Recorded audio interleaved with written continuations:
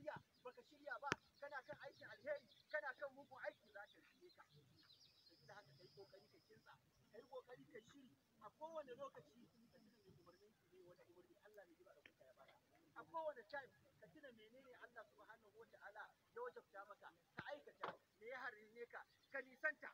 In ba haka ba a yadda kake mutuwan nan haka za ta zo ta same ka. Sabida haka mu kyautata ayyukan mu. Wannan bawan Allah Malam Muhammad tashi ta yi kyau, ya rayu, wato kullum na gaba da shi muka gaisa da shi. Wallahi tallahi hadisin Annabi sallallahu alaihi wasallam dukan tuna shi, kuma in yi ma wannan bawan Allah fatan ya zama cikin irin waɗannan mutane. Cikin mutanen da Allah ya yi alƙawarin zai sanya su a inuwa ta al'arshi, a cikinsu akwai shafun da sha'afi ibadatillah. Matashin da ya taso, tun da ya taso ba a san shi a komai ba sai harka addini. Na san Malam Muhammad Kabir, mun haɗa hannu da shi mun gaisa.